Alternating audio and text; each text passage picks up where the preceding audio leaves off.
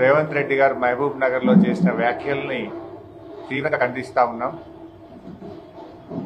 ఇవాళ మహబూబ్ నగర్ వెనుకబాటుతనానికి కారణం నాటి తెలుగుదేశం పాలన, నాటి కాంగ్రెస్ పాలన.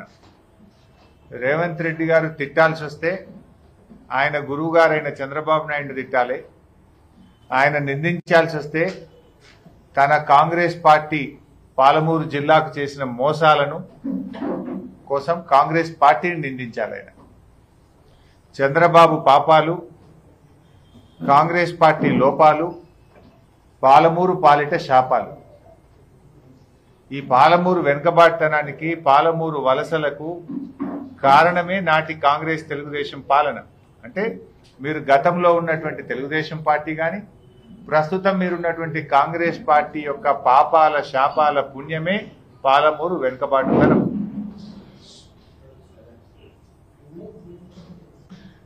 ఇవాళ బీఆర్ఎస్ పార్టీ వచ్చిన తర్వాత ఆ ప్రాజెక్టుల పేరే మార్చింది. మీరు మీ కాంగ్రెస్ తెలుగుదేశం పాలనలో కల్వకుర్తి, నట్టెంపాడు, భీమా, కోయిల్ సాగర్ లాంటి ప్రాజెక్టులకు పేరు మారి లాస్ట్కు పెండింగ్ ప్రాజెక్టులుగా నామకరణం చేసిన ఘనత కాంగ్రెస్ తెలుగుదేశం పార్టీలది. ఆ పెండింగ్ ప్రాజెక్టులను రన్నింగ్ ప్రాజెక్టులుగా మార్చి ఇవాళ పాలమూరు జిల్లాను పచ్చబడగొట్టింది కేసీఆర్ గారు. పాలమూరు జిల్లాలకు వలసలు వాపస్ వచ్చినాయంటే అది కేసీఆర్ గారి కృషి. అటువంటి కేసీఆర్ గారిని తిట్టడం, విమర్శించడం అనేటువంటిది అవివేకం. దాన్ని మేము తీవ్రంగా ఈరోజు ఖండిస్తా ఉన్నాం.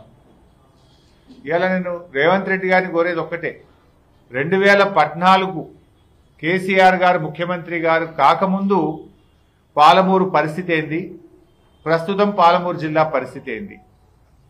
ఈ ప్రశ్నకు మీరు సమాధానం చెప్తే చాలు, ఎవరేందో ప్రజలకు అర్థమవుతుంది. 2014 కంటే ముందు దేశంలో అతి ఎక్కువ మంది వలసపోతున్న జిల్లా పాలమూరు జిల్లా. 2014 కంటే ముందు దేశంలో ఎక్కువ కరువు ఉన్న జిల్లా పాలమూరు జిల్లా. 2014 కంటే ముందు దేశంలో అత్యంత వెనుకబడిన జిల్లా పాలమూరు జిల్లా. ఈ ఘనత కాంగ్రెస్ తెలుగుదేశం పార్టీలది. 2014-23 మధ్య పాలమూరు జిల్లా ఎట్లా మారింది? ఇలా ఎన్ని ఎకరాలకు కొత్త సాగునీరు వచ్చింది, ఎన్ని ప్రాజెక్టులు శాంక్షన్ అయినాయి, ఎన్ని చెరువులు బాగుపడ్డాయి, ఎన్ని బతుకులు బాగుపడ్డాయి, ఎన్ని కొత్త జిల్లాలు ఏర్పడ్డాయి, ఎన్ని కొత్త రెవెన్యూ డివిజన్లు ఏర్పడ్డాయి, ఎన్ని కొత్త మండలాలు ఏర్పడ్డాయి, ఎన్ని కాలేజీలు పాలమూరు జిల్లాకు వచ్చాయి.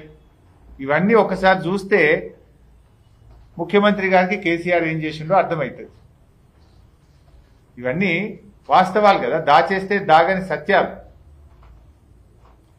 1994-2004 మధ్య చంద్రబాబు నాయుడు గారు, నీ పాత గురువు గారు, ఈ జిల్లాను దత్తత తీసుకొని, ఎందుకంటే నువ్వే చెప్తావు కదా చంద్రబాబు నాయుడు రాజకీయ గురువు అని, ఈ జిల్లాను దత్తత తీసుకొని 10 ఏళ్ళు అధికారంలో ఉండి ఒక్క ప్రాజెక్టు కూడా చంద్రబాబు నాయుడు గారు పూర్తి చేయలేదు.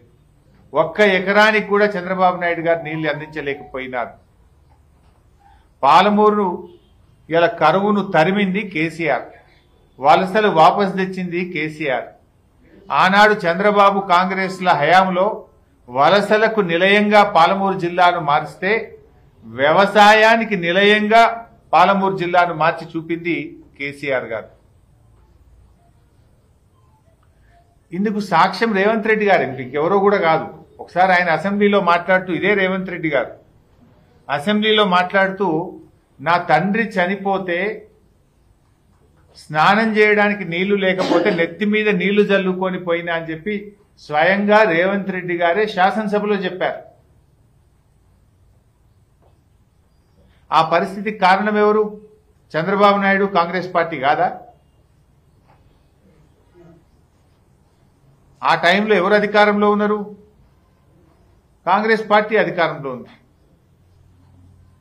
మీ హయాంలో పాలమూరు ప్రాజెక్టులను కాగితాలకు పరిమితం చేసినారు. చంద్రబాబు నాయుడు గారు శిలాఫలక వేస్తే కాంగ్రెస్ పార్టీ వాళ్ళు, రాజశేఖర రెడ్డి గారు మొక్కలు నాటడం, రాజశేఖర రెడ్డి కాంగ్రెస్ పార్టీ వాళ్ళు శిలాఫలకలు వేస్తే చంద్రబాబు నాయుడు గారు మొక్కలు నాటడం. అంటే మీరు ఎంతసేపు డ్రామాలు చేసిండ్రు రెండు పార్టీలు. పాలమూరు కరువుతో రాజకీయాలు చేసినారు.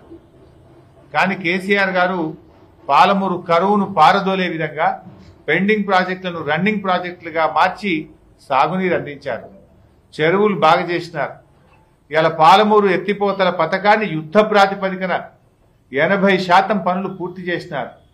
ఎన్ని అడ్డంకులు పెట్టినా కేసులు పెట్టినా వాటిని ఛేదించి ఇలా పాలమూరు ప్రాజెక్టుకు నీటి కేటాయింపులు సాధించినాం. మేము ఈఏఎస్సి అనుమతి సాధించాం.